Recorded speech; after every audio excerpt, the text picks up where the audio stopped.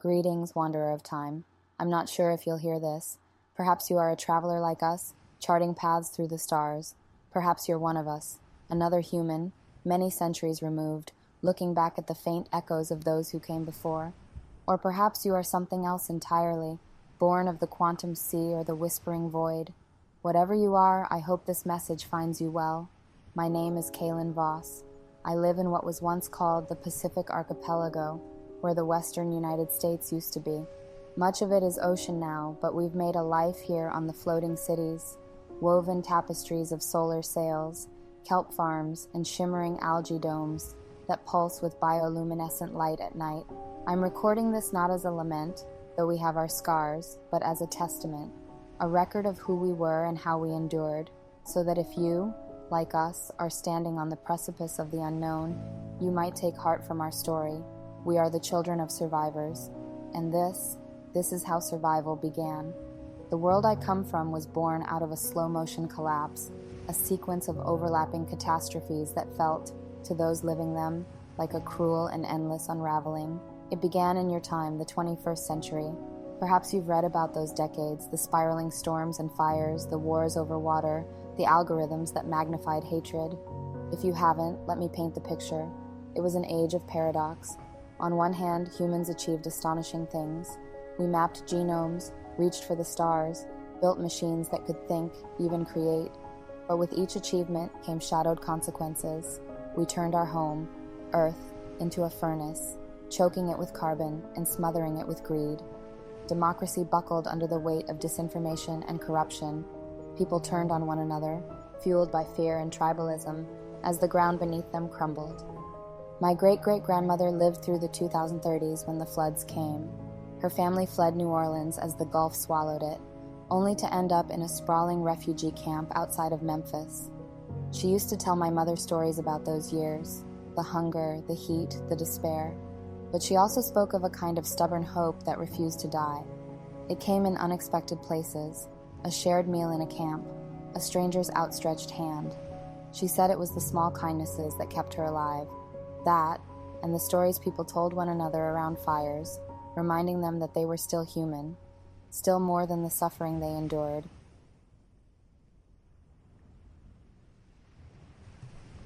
History calls it the turning, though no one can agree on when exactly it began.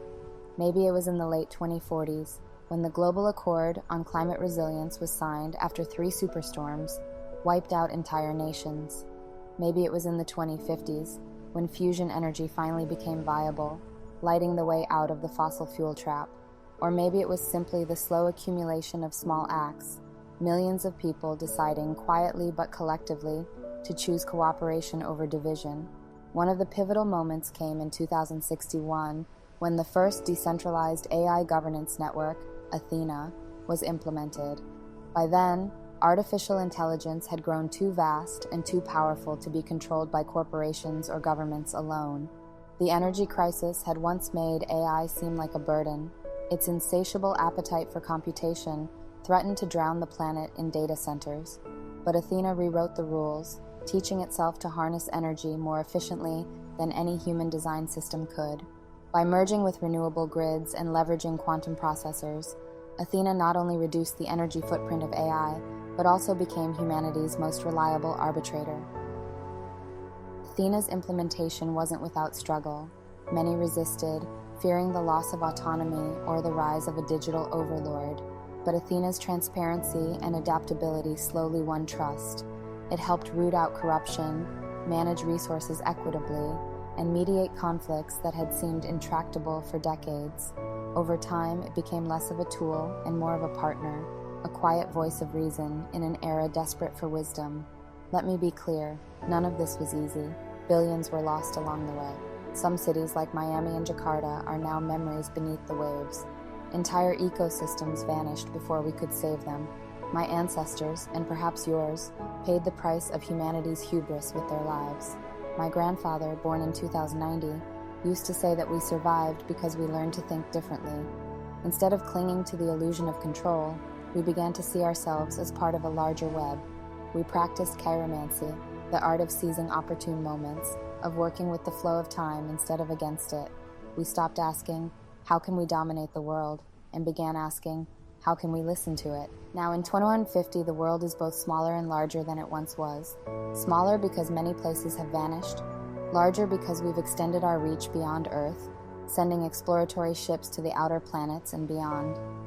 We live in harmony with the planet in ways my ancestors could hardly imagine. The air is cleaner, the oceans are healing, and biodiversity is slowly returning. We still face challenges. The scars of the past run deep, and some wounds will never fully heal. But we've learned to live with them, to honor our losses without being consumed by them. The stories of those who came before us, their failures and triumphs, are etched into our culture like constellations, guiding us forward. And so, I send this message out into the void, to whatever future awaits us. If you are listening, know this: even in the darkest of times, there is a light that refuses to be extinguished. It is the light of ingenuity, of resilience, of love. It is the light that guided us through the storms, that whispered to us in moments of despair, you can endure, you can create, you can begin again. Wherever you are, whoever you are, may that light guide you too.